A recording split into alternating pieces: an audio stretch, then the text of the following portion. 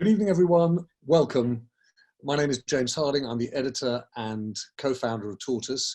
And tonight we are talking about the crises, the problems, and potentially some of the answers that may be going unseen as we focus almost inevitably on what's happening close to home, what's happening in our own lives. There are some of these think-ins that we do at Tortoise that are, let's face it, entertainment. There are some that are trying to unknot some of the knottier issues in our lives. This one, to be perfectly honest, is to try and assuage an issue that is on my conscience, the sense that I've become so embroiled in the way in which the UK is operating and the way in which the British government is responding and the consequences for people in my sort of close orbit, that there's this creeping sense the world is facing a set of problems and issues that are going unseen. And so we're delighted at Tortoise to host this think-in in conjunction with the ONE campaign. And specifically this week, when at Tortoise the file is on the global front line, we're trying to understand not what it's done in many of the developed economies in the world, which we look at every day and watch in the numbers, but what appears to be happening now, whether it's directly pandemic related or as an associate set of consequences in many other parts of the world. And we're incredibly fortunate that we've got a great gang of people who are going to fire off the conversation. I'm going to introduce them in a moment, but I just want to say, if you're new to a Tortoise Think-In, the idea is it's like an open editorial conference. And thanks, strangely, to COVID-19, it's more open than ever before. It's really easy to be able to log in, be part of a digital think-in, and register your voice and your point of view. I know most people are now dab hands at Zoom, but let me just tell you, you can really simply do that. At the bottom of your screen, you'll see there's a little tab that says chat. If you want to say something in the chat, do so. My fellow editor, Basha Cummings, will pick up your thoughts, help respond to them, point people to other people's conversation, but also really helpfully direct me to thoughts, and I'll hopefully come to you, bring you into the conversation, either your idea or you in person. And secondly, if you know Zoom, you'll know that there's a participants tab at the bottom too. If you click on that, there's a little grey box that says raise hand. And if you hit that grey box that says raise hand, your blue digital hand comes up, and again, I'll make sure to bring you in. But as I said, you know, this is the purpose of a think-in is to inform our journalism, to drive it forward. We want to hear from as many people as possible in the course of this hour. Please do make your point. We have a loosely enforced rule at a think-in, which is we don't really want questions. No questions, we want your point of view. We want you to weigh into the discussion as in a real open news meeting. And given the focus this evening on what the world's in danger of missing as a result of what's happening with COVID-19, we want to hear from you what you think's being missed. We have, as I said, quite a group with us. We have Aya Shebi, who's joining us from Addis Ababa. She is the world's first ever African Union Special Envoy for Youth. Before we joined the call, basically it seemed as though Gayle Smith and I were pretty clear that Aya Shebi was going to be the answer to all of these problems, so we're looking forward to hearing from you. Aya, we've got Dr. David Nabarro, who's I think probably known to everyone, and you're lucky that you're locked in, David, because it seems that if you weren't, you'd be on the streets getting absolutely mobbed by people. He is the UN Special Representative on Food Security and Nutrition, but also Special Representative appointed by the World Health Organization on COVID-19. So you are going to be peppered by questions from me and certainly thoughts from others. And then the great Gayle Smith, pretty much everyone I expect will know her not only as the CEO of the ONE campaign, but as one of the real forces of US AID in the world, both as an administrator, but as a strategist and an advocate for what the US can do in the world. And so we hope that in hearing from them, they will spark your thoughts too. Please do weigh in right from the top. But Aya, can I start with you? And let me start really simply. What do you think we're missing? What's happening in the world, particularly in Africa, that you think is going unseen as a result of everyone's, close to home concerns about the pandemic? Thank you. Thank you for having me for this critical discussion, and thank you for hosting it. I think for me, what must not be forgotten during COVID-19 crisis is the millions of young people in Africa who are already unemployed, and those in the informal sector who have become unemployed right now, besides the fact that they are out of the digital revolution the world is celebrating. So the current crisis has enormous socioeconomic impact on young people here. And the reality on the continent is that even before the pandemic, the share of unemployed youth among the total unemployed can be as high as 80% in some countries. And so we know that statistics tell us that African economies generate 3 million formal jobs annually for an estimated 12 million youth entering the workforce every year. But during these lockdowns and homestays, African youth who hustle and survive on insecure jobs are now unemployed. And we find ourselves in a situation where their education is disrupted, their jobs disappear. And this digital space is just some sort of Oh, I suddenly lost your sound.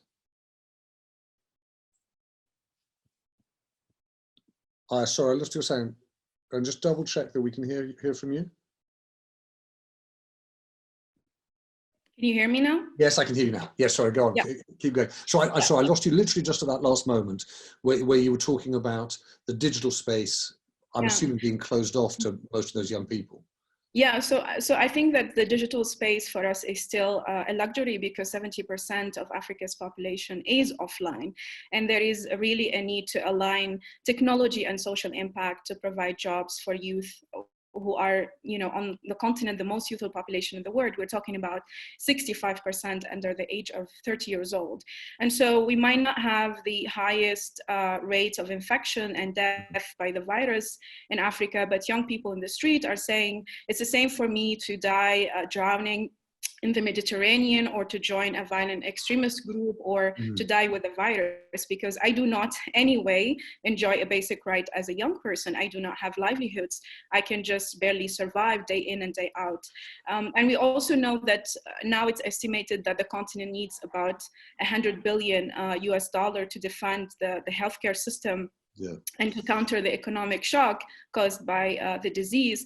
But we are yet to see some measures towards youth unemployment, towards youth in informal sector. So I think this has not been forgotten, and we need some sort of paradigm shift to change the trade pattern, I think, especially in Africa, within ourselves and with the rest of the world, because I think this is the time to also diversify our economies and raw materials locally in Africa.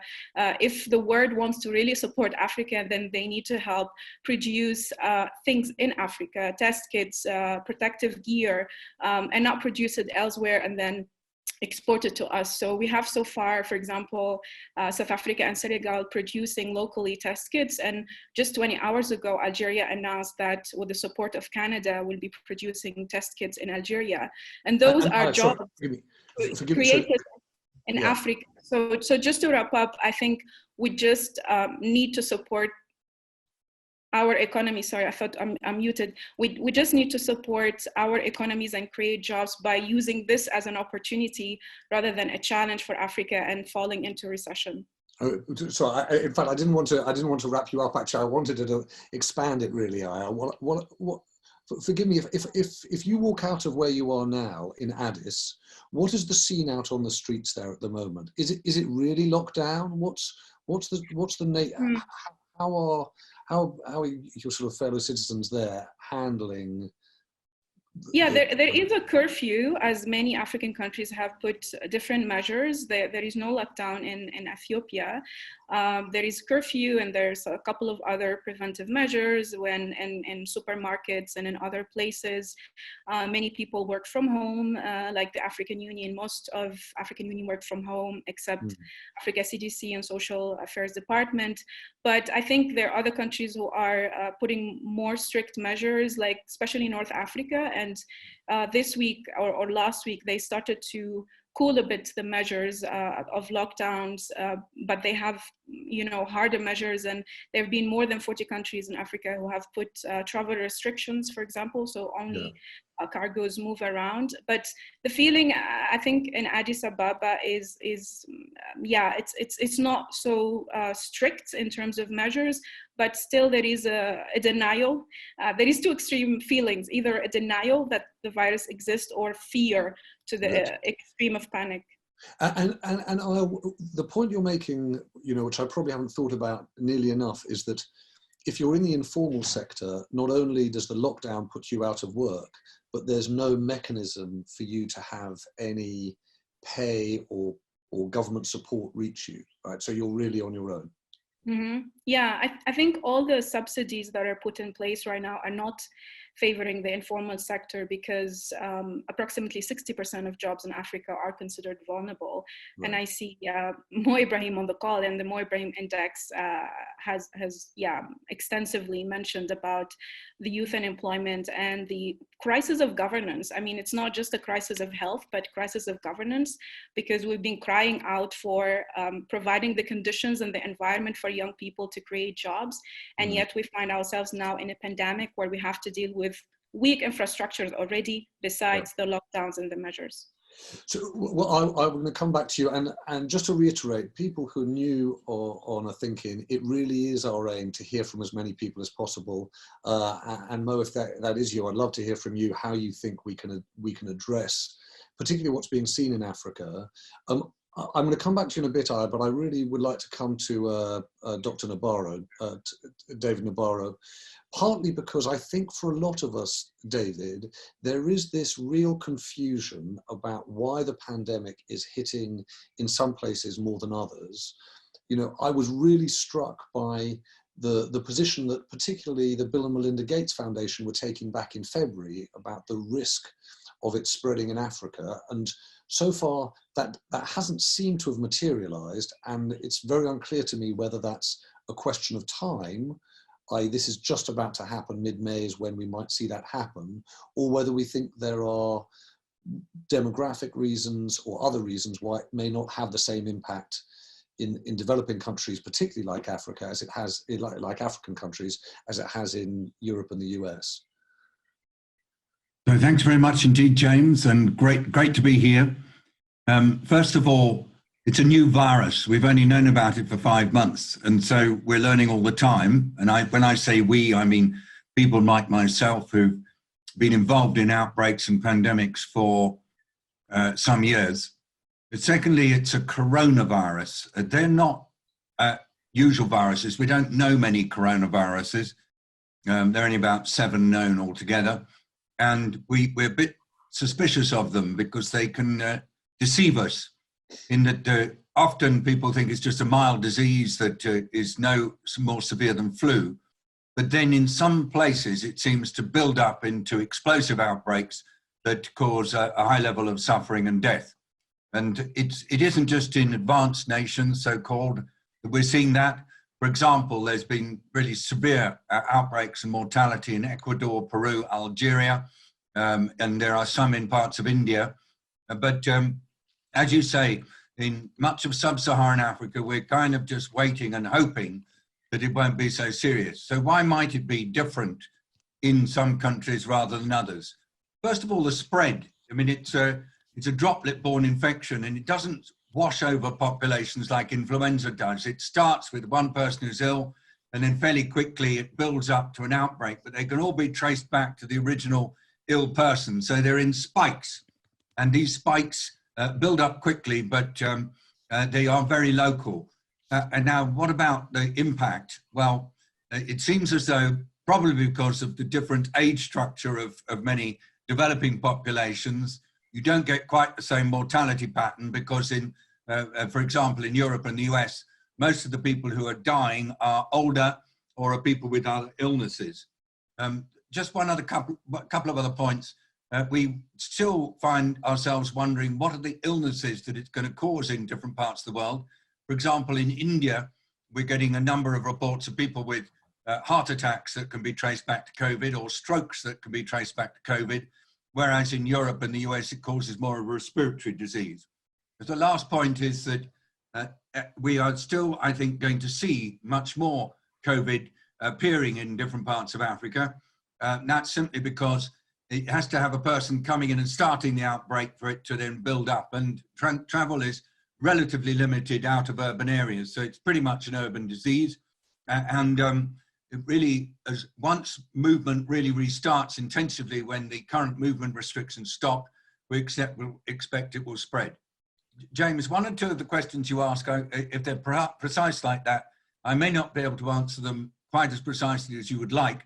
And if I start talking too much, which I have a habit of doing, I hope you will make a face and then I will stop. No, actually, it's quite the opposite, David. The truth is that the more you talk, the more questions that I have, not because they're not answering them, but because they're opening up new ones.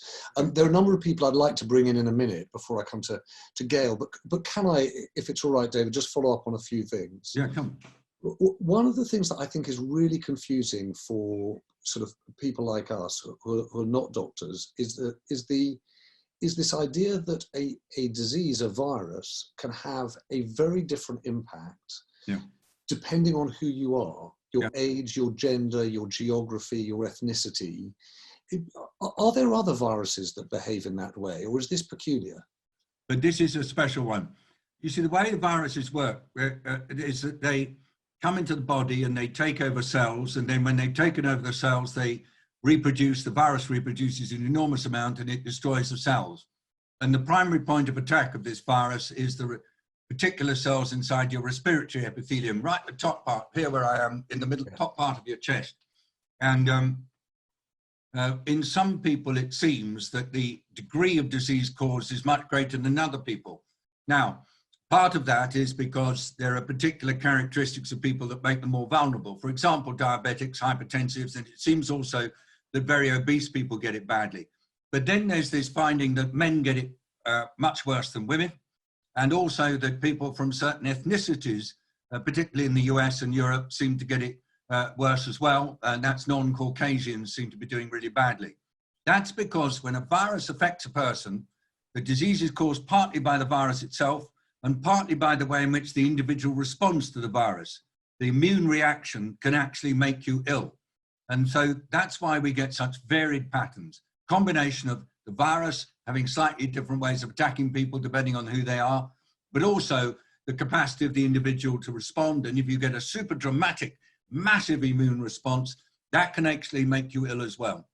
So then let me just understand something. I'll just pick up on the point you make about, respiratory illnesses in Europe and instances of stroke in India. Yeah. Is it the case that it's diet? Because, as you say, it doesn't seem as though it's an identity issue or an ethnicity issue if it's non-Caucasians in the US but Caucasians in Europe. Does it look to you as though it's more a diet or environmental issue? And then, David, will you just then expand on that to deal with the question of African countries in particular? Yeah. Is it possible that a younger population and for reasons of diet and environment, population of African countries might find that they are less susceptible to the virus? So first of all, we're absolutely certain that the pattern of illness in countries that have got a younger demographics is going to be different. And we really do hope that there will be less death. We're still not sure whether there will be other aspects of this disease that will appear. We're super nervous about this virus. We don't say this is like milder here and more severe there, because quite a number of quite famous people have said, well, it's only a mild thing, don't worry about it. But we've said right from the beginning, from the World Health Organization, this is a dangerous virus. Please take it seriously, because it can surprise you.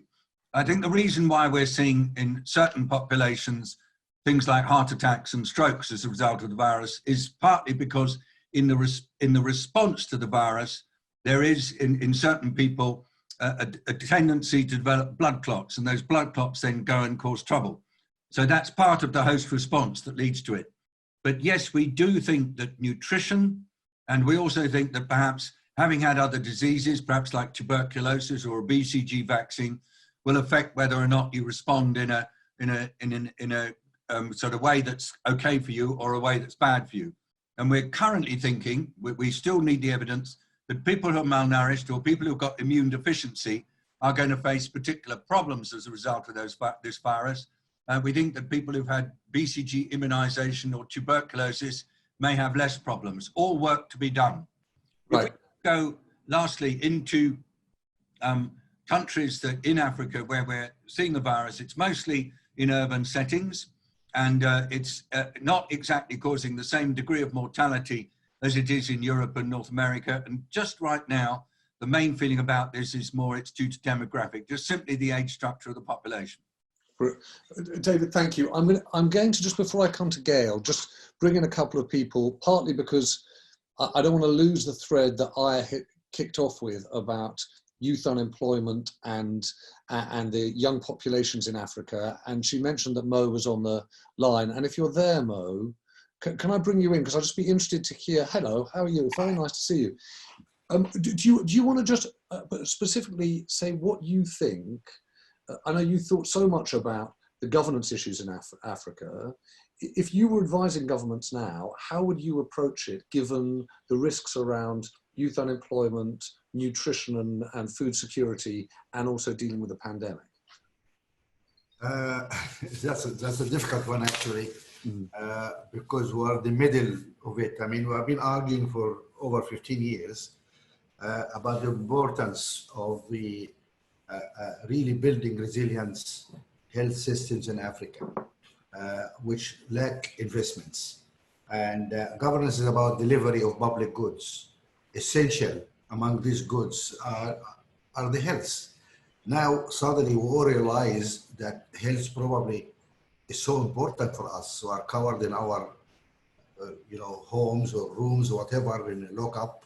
And we appreciate now the issue of health.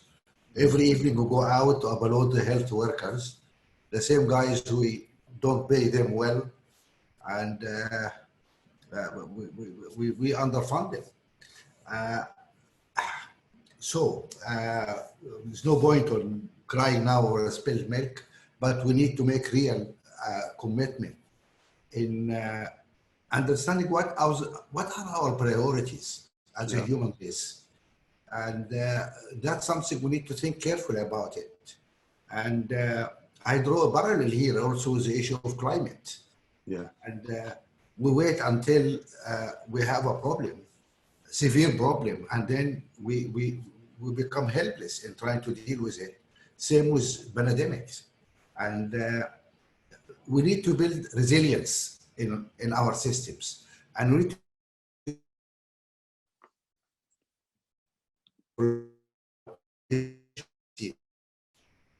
really is developing a vaccine.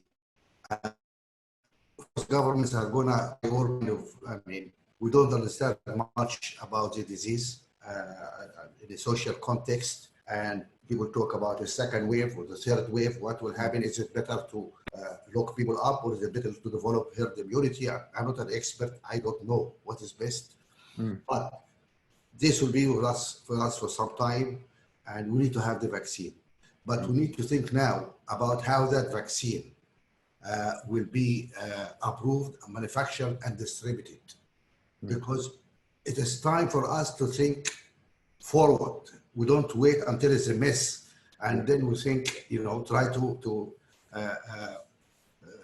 find a shortcut out of it. It doesn't happen like this. I think one problem will face us is how we're going to produce millions of this vaccine once it is available. We're going to get billions. All of us will be running around trying to get that vaccine. Well, who's going to control that and how to be distributed? Well, Mo, I'm going to, if I may, I'm going to thank you so much for that, because I think that that's on lots of people's minds, even as you were speaking, in fact, Mo. Nuno, I see, was making this point. Is the virus mutating? Is it going to be more difficult to produce a vaccine? I'd like, David, would you just address that question? And then Gayle, I'd love you to pick up on the point that Mo was making about actually the broader issue of how we take things forward, not just on the pandemic issue, but on climate and other points. David, what's your read on the outlook for the vaccine? So big greetings to Mo Ibrahim. First of all, any virus is a tricky candidate for a vaccine, anyone. We do know that influenza is relatively straightforward, but as other panelists know, actually we've been collectively working on a vaccine against HIV for several decades. So I have to start any conversation about a vaccine by saying it's not certain that this vaccine will be produced anytime soon, even though there's all sorts of headlines saying there are candidates appearing. Because you've got the candidate, then you have to test it. You test it through a whole series of procedures. There is a 3-stage testing in humans. And during that testing, you're checking to see, does the vaccine work in terms of, does it stop people getting sick? And is it safe? And so, for example, for dengue, which is a particularly tricky disease, there was a really good vaccine produced recently, but unfortunately, it actually made 1 or 2 people who'd had dengue before really seriously ill. So the whole vaccine process had to stop, and the company that was trying to do it lost a lot of money. So what I'm saying to everybody is the earliest that a vaccine could be produced is about 18 months to go through the production and then testing. But then you're going to have a period of time in which 7.8 billion people approximately are then immunized with the vaccine. That will take us at least a year, probably longer. And quite a lot of people may not actually want to be immunized, so there'll have to be a fairly careful program to do so. It's still, we haven't managed to immunize everybody fully against polio after many years, and we have had real difficulty with smallpox. So I say to everybody, 18 months to get to a viable vaccine that's been tested, at least 1 year more to actually produce it in a decent amount and get all the necessary agreements so that people who most need the vaccine, who are most exposed and have least resources, can actually avail themselves minimum, but it could be a lot longer. So as Mo just said, the thing we have to do in the meantime is learn to live with this virus as a constant threat. It's going to be very, very difficult, but we have to be able to live with this virus without requiring economies everywhere to go into these terrible lockdowns, which we've already heard are really bad for people's livelihoods and employment. And so part of the process over the next few weeks is a simultaneous learning exercise by all people and all governments about what it means to live with this threat, and at the same time to be able to sustain economies and stop poor people in particular from being made even more poor than they already are. David, thank you. Gayle Smith, yes. There's so many questions I'd like to ask you, but actually before I get into any of the details, can you just step back for us and give us a sense of what you think we are missing in all of this? You know, where are the real humanitarian risks here, and how do you approach them? So thank you, and it's great to be here. I think 2 buckets, right? So bucket 1 is, what are we not paying enough attention to that needs our attention?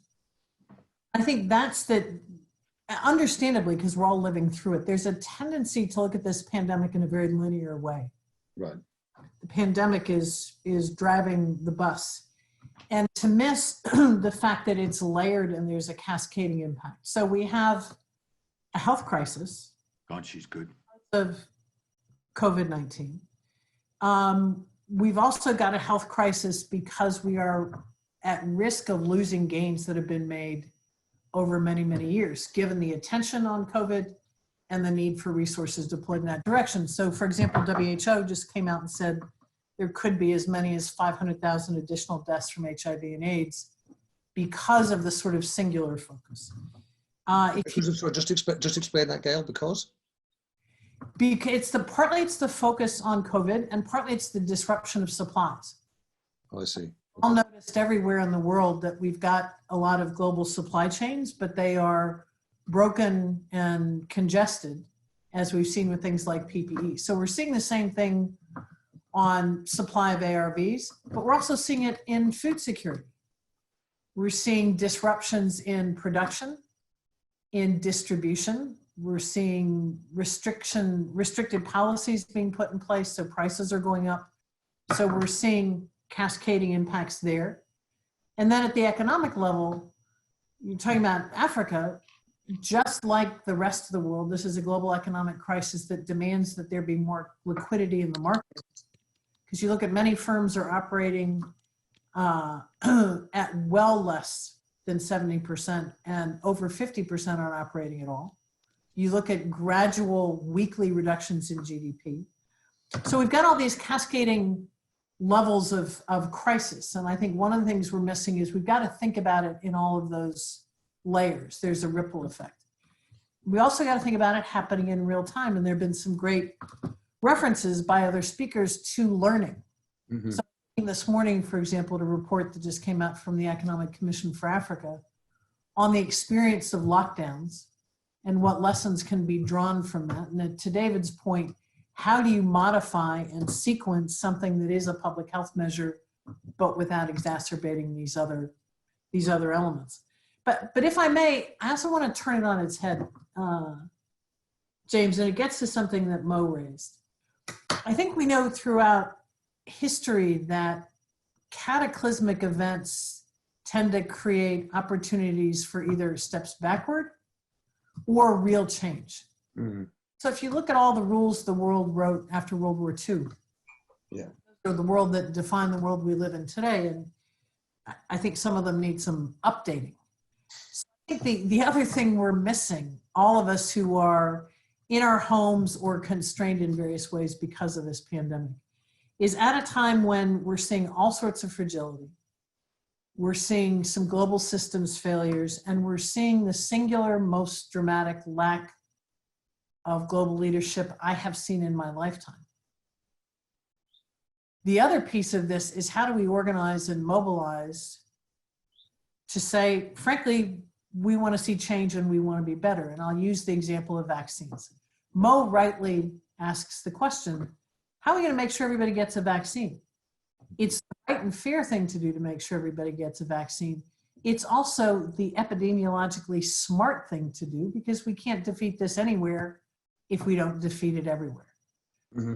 That's, I'm afraid, we saw some good signs, I think, from European leaders and others of the importance of this with the meeting last week. The United States wasn't there, Russia wasn't there. We don't yet have a global plan or way forward. I'm an activist and advocate now. I've been in government.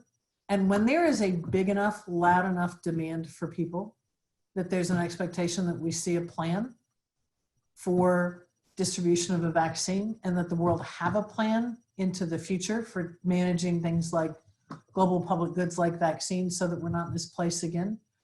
I think there's a possibility of response because I think that the danger if we don't do that is we're going to continue to see what we're seeing now, which is a really fragmented response that's going to cost us more money and more lives and take longer than if the world gets its act together and mounts a real global response. But we got to create the demand. I totally get it. And in fact, Gayle, can we deal with both of those two things separately, if that's all right? I'm going to bring in Jill Wallach in a moment because she picks up on your point about the failure of global leadership. And I'll leave her to make the point about what can or should be done in that context. But I just want to go back to your first point, which is about the sort of second order effects, whether it's HIV or economic displacement and the consequences of that. We've had a number of think-ins in the last few weeks, Tony Blair, David Miliband, all pointing to the risk of the second order effects having an impact that are possibly even greater in terms of not just pain and suffering, but loss of life. And in your judgment, when you think about the world as a whole, how much are you worried that we are going to see famines, we are going to see migrations, we are going to see those, the kind of, increase in the HIV mortality rate as a result of this that eclipses the actual death rate of the pandemic of COVID-19 in certain countries? And if so, where? I think we could see that, and I made a point that's really key on that in terms of jobs, for example. There was already a demand for over 20 million jobs a year, and now there are even more young people unemployed. So we're already seeing a doubling, I suppose, of that problem. I think we are going to see losses on the health front and potential losses with severe effects on the food and nutrition fronts. The challenge is, though, is it's tempting then to say, well, this is more important than this, and so we should put less attention on COVID and the pandemic and more attention over here. The fact is we have to walk and chew gum at the same time. Is the trigger of all of this is this virus. Yeah. And so even if and as we act simultaneously in this complex crisis to deal with liquidity in the market, joblessness, humanitarian impacts, food security, health, if we don't capture the trigger and turn it off, that's just going to continue. Yeah. So Gayle, let's take your sort of positive approach, the idea that says, actually, this is the trigger for people saying we need better global leadership, potentially even global institutions. Jill Ruddock, can I play you in here? Because I think you used in the chat the rather genteel word that it's been dispiriting. I'm sure that some people feel even more strongly than that. What's your read on the point that Gayle was making about global leadership and coordination? Yes, I think that this is one of the things that is most worrying about the present crisis, is that there doesn't seem to be any form of any organization or individual that's emerging to actually bring the world together. Normally, one would expect, when faced with a common enemy, for disparate tribes to come together, but there doesn't seem to be any impetus and indeed any mechanism to facilitate that process. I mean, in the economic world, we have the G7, the G20, whatever, but in this instance, I welcome your thoughts on how or whether, it's not visible and whether it's happening, or how it could be engineered to actually achieve a degree of leadership that's needed. Gayle? Oh, I'll solve that, no problem. I'm sure. Get on it. No, look, you're 1,000% right. And I think what I keep coming back to is we can wait and expect leaders to emerge from the usual places. And I think, we are seeing some examples of leadership. We haven't crossed the threshold we need. But I think the other thing we've seen in recent years in terms of social and political change is that a lot more of it is coming less from individuals and more from people simply deciding to organize. And I think about a movement that started in the States called Indivisible, for example, which started with the simple premise of training people on how to run a town hall and ask your elected officials questions. And they distributed a handbook. It took off like wildfire. Mm-hmm. Part of me feels like, yes, we need to participate in elections. We need to make our voices heard. We need to advocate for discrete and specific policies and be more and more forceful and loud and in greater numbers. But I think we also need to figure out, all right, most of us are under some form of lockdown and we're certainly constrained. What do we need to do to start the sort of chain reaction that results in enough people making clear to leaders that we don't want to do this again. This is not on. And this isn't good enough. We want to see a vaccine for everyone. We want to see testing available. We want to make sure all these things are happening, because the tragedy in all of this is defeating this virus is there's a knowable methodology. Mm-hmm. David's right. We don't know enough about this virus yet, but we know how to take on viruses, and isn't doing it. So how do we create the demand is the question I ask myself. And Gayle, just to be clear, when you're talking about demand, you mean political demand, public demand? I mean political, popular demand, yes. Okay. If we had 50 million people, I don't know what the number is, saying we demand that a vaccine is available to everyone, and we want to hear from you. Had lots and lots of voices in advance of these. The G7 and G20 don't carry the weight they did even a few years ago. We all know multilateralism has been a bit under siege. But God, if we ever needed multilateralism, it's now. So how do we create demands and put them in front of those institutions as well? It's something we do often and I think well, but I think what we need is many, many, many more numbers of saying respectfully, this isn't good enough, particularly when we know what to do to defeat a virus. I'm gonna, Gayle, I'd love to come to David in a moment to talk about that, and actually Aya too, because both of you work in big multilateral institutions. But before I do that, I'd just like to bring in, if I could, Wadi Ben Herky, and I apologize if I'm not pronouncing it brilliantly, but Wadi, where are you? Hi, thank you for having me. I'm currently in Nigeria.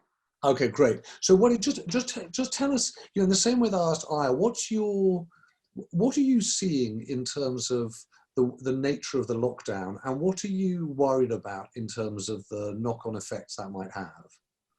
Okay, so the first thing that I would say is here in Nigeria, a few weeks ago, we had like total lockdown for 5 to 6 weeks. But after that, the government had to raise it and change it to a curfew. And that was because so many people complained about not having food. A lot of people live hand to mouth based on what they earn every day.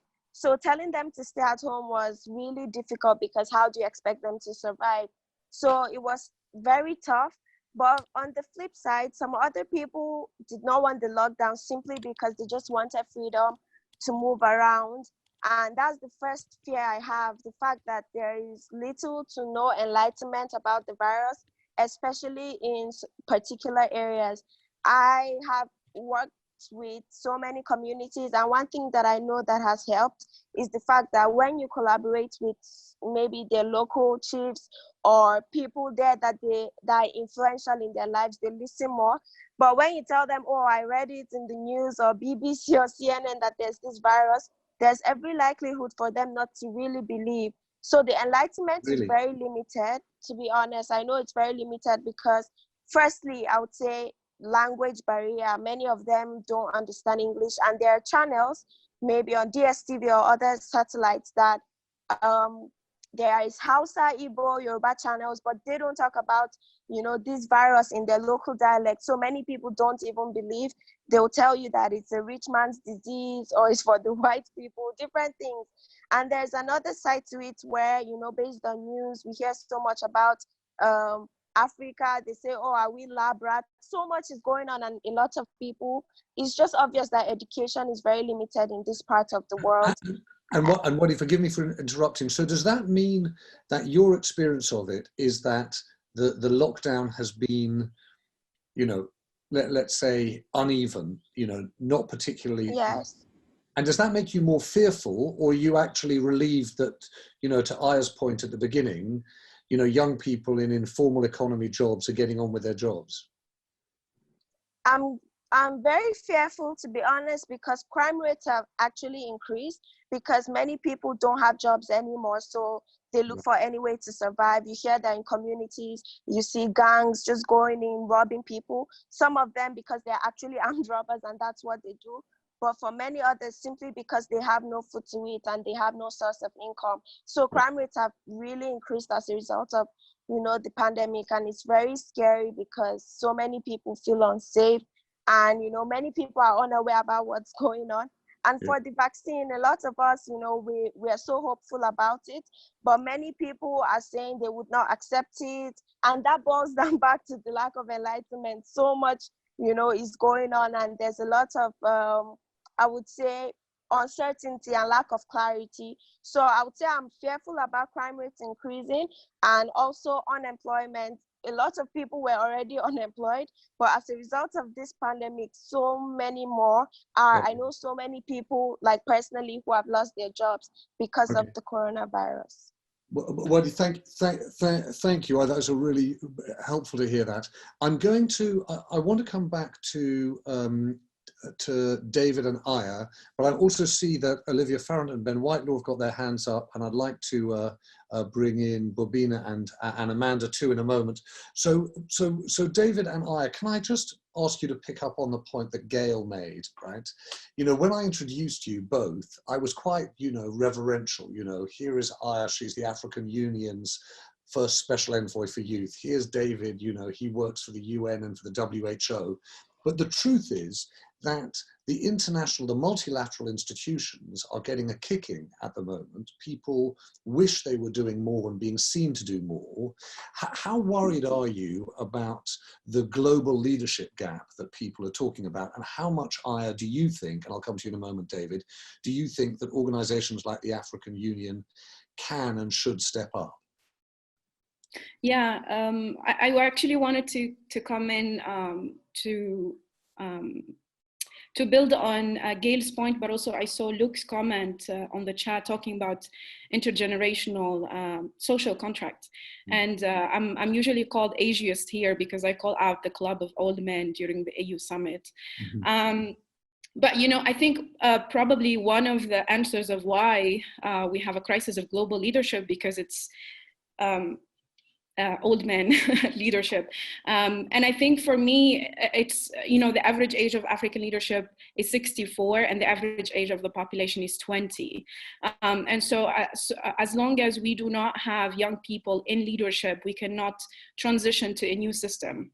We cannot transition to a new economic model. If we included young people, they've been on the street since 2011, 2010, calling for getting into governance, calling for regime change.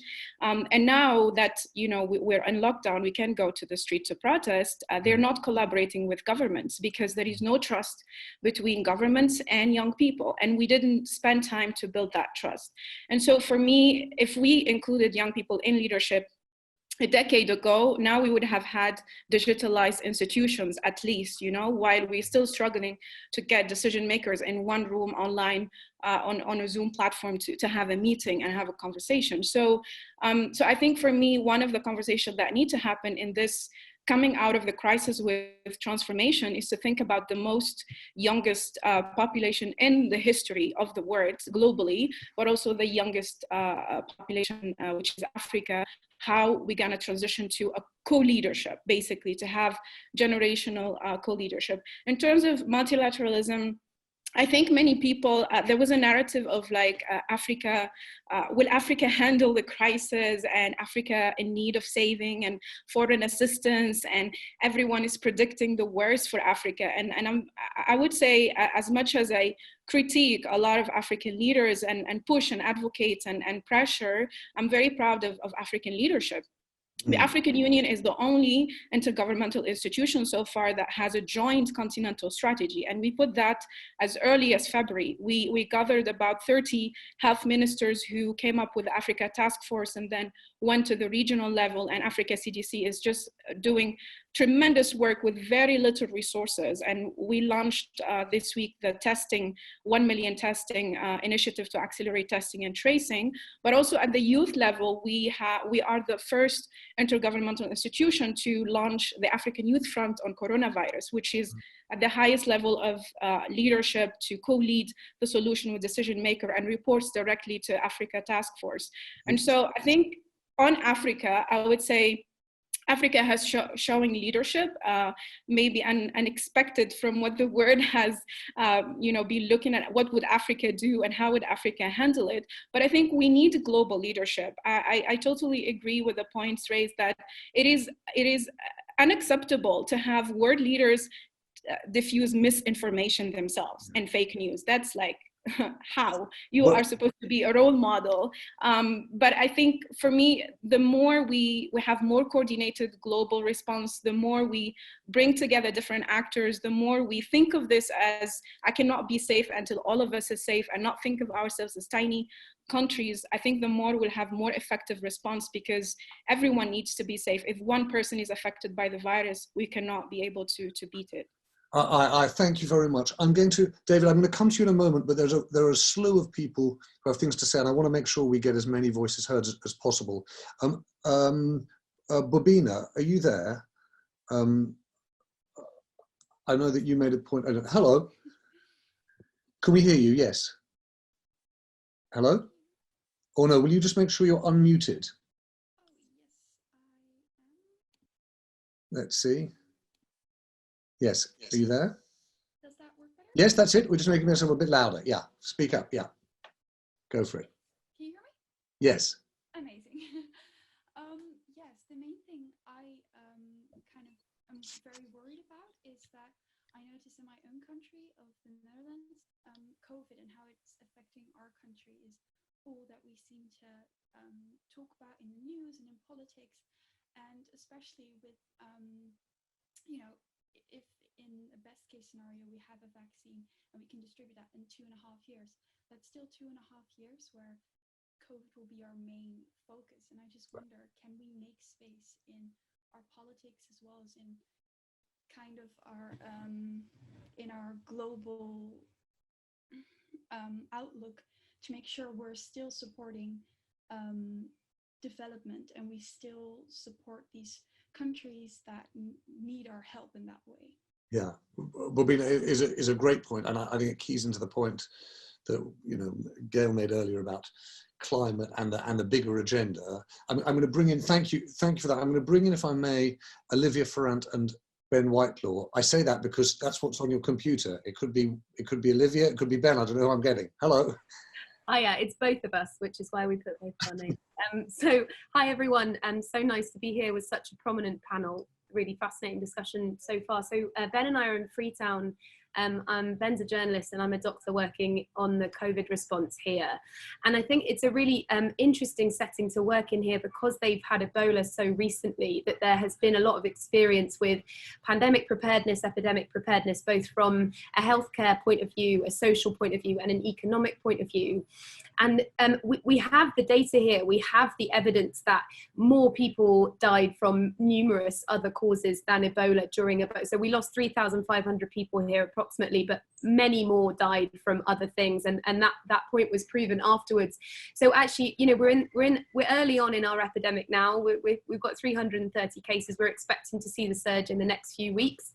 And there are already discussions ongoing about the best way to approach this in a place where you cannot do full lockdown, you cannot send people home to self-isolate because that's not, they can't self-isolate, they don't have contained homes. And so people are thinking, you know, what is the approach here?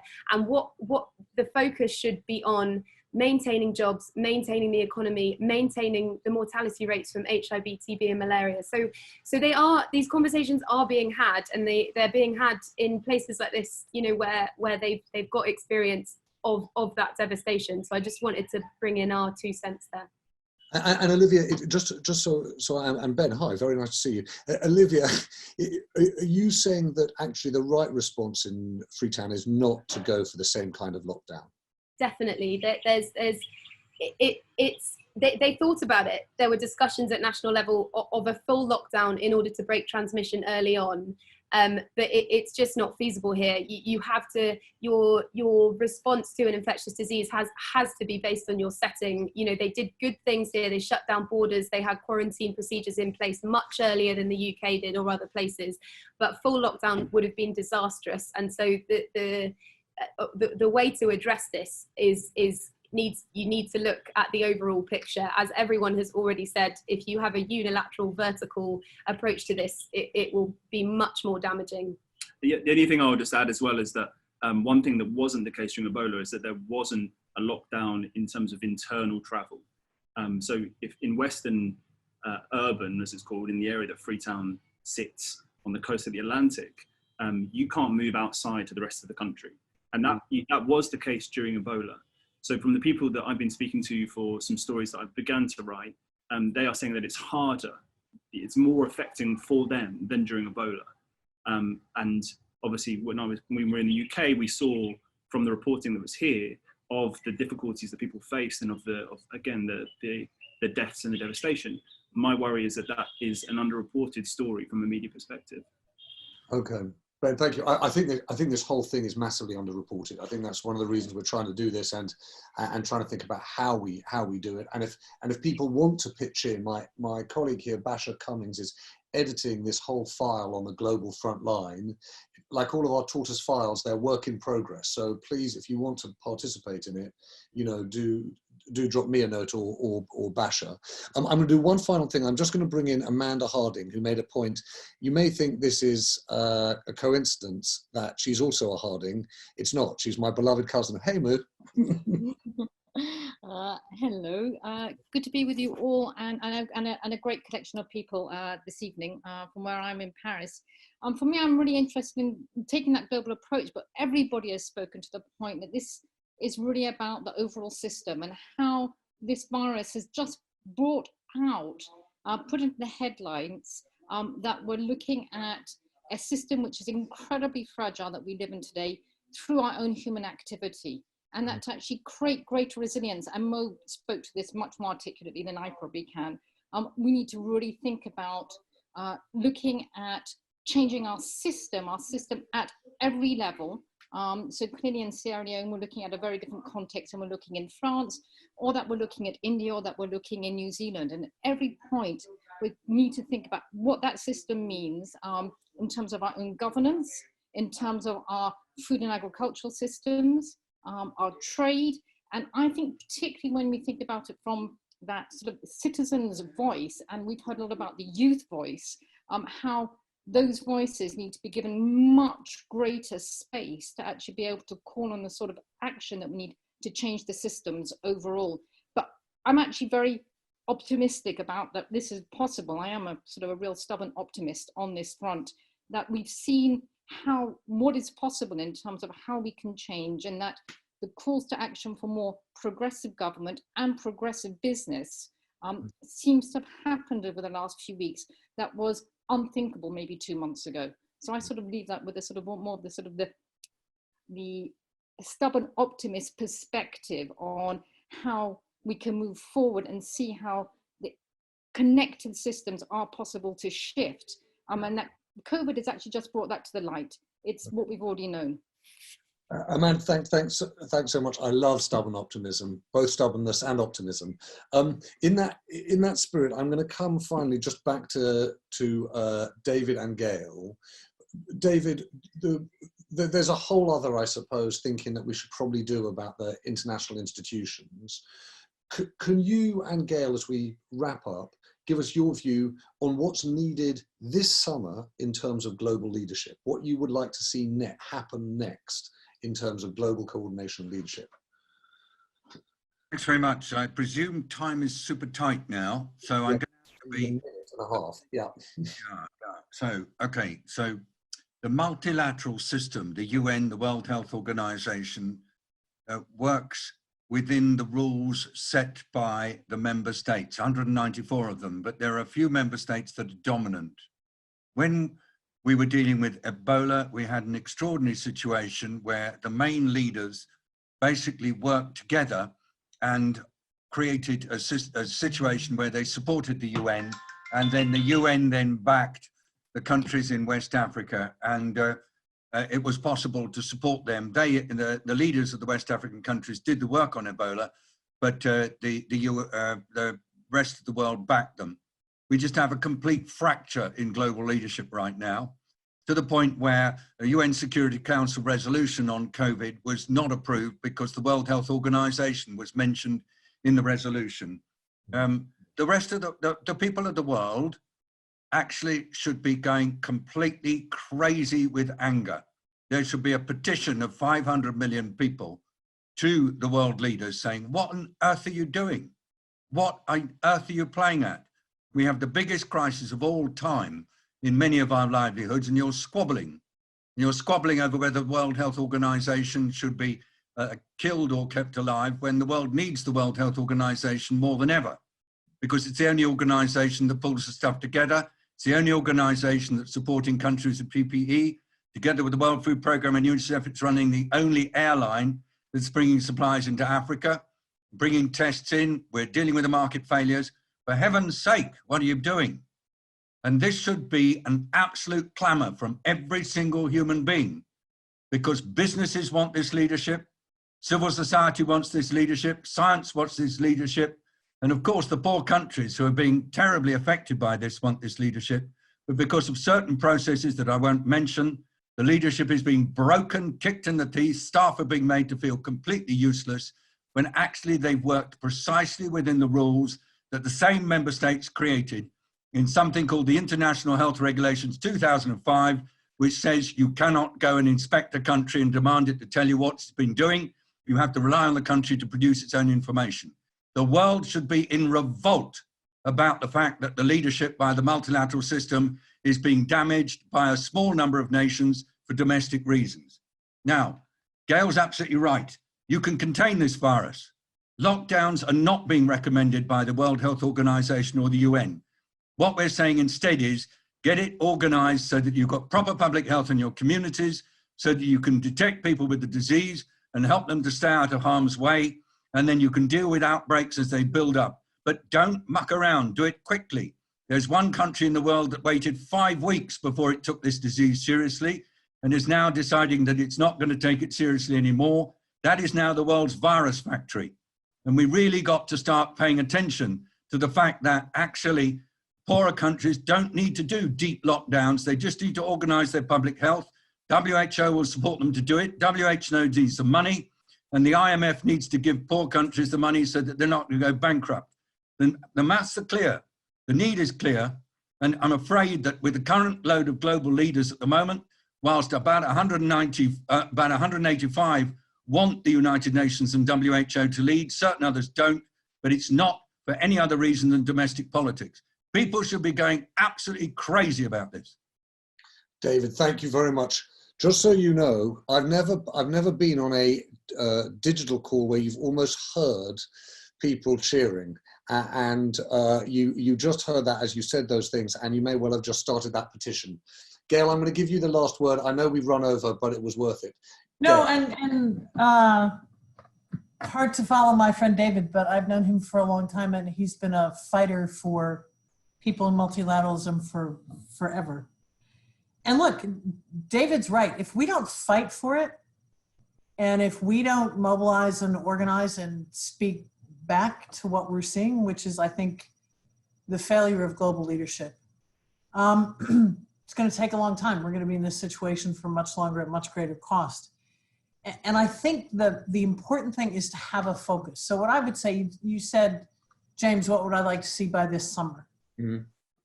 You know, during a crisis like this, preparedness is not just at the front end before it happens. You've got to be prepared throughout for each thing that happens and is going to happen.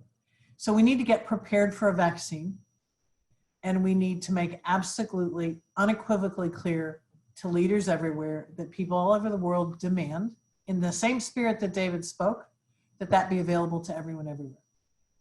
And we got to fight for the plan. It's a novel strategy. It can be done, but it's not going to happen unless leaders understand there's a popular demand. And frankly, there's more of us than there are of them. Absolutely. Well, listen, on that note, Gayle, I know that we've run over. I hope people will understand that it was important to do that. I think that, look, firstly, a huge and heartfelt thank you to people in lots of different time zones and different places for joining.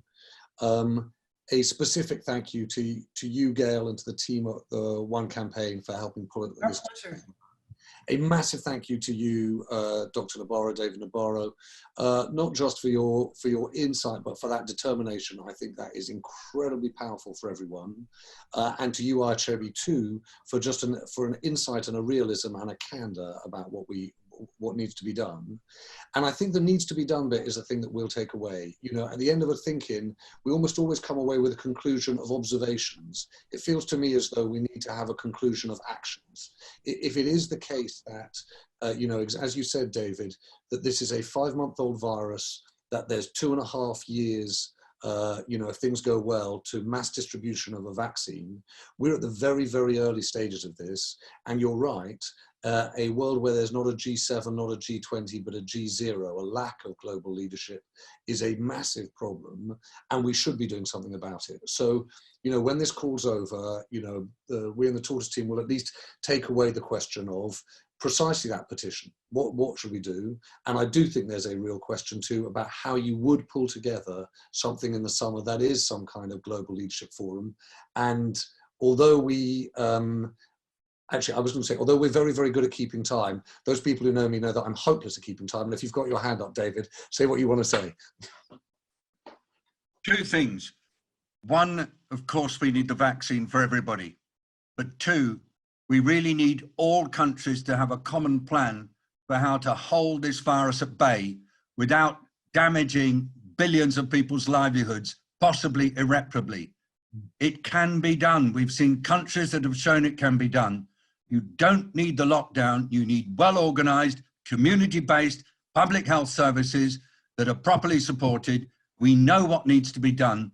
And please, please, just let's do it. Don't take away our money. Don't make us completely impotent. Thank you. Thank you very much, David. Thank you very much, everyone. There is the applause doesn't work on this system, so instead what we can do is wave each other off with a smile. A huge and happy thank you. Very, very much appreciated all your time. Have a good evening, everyone.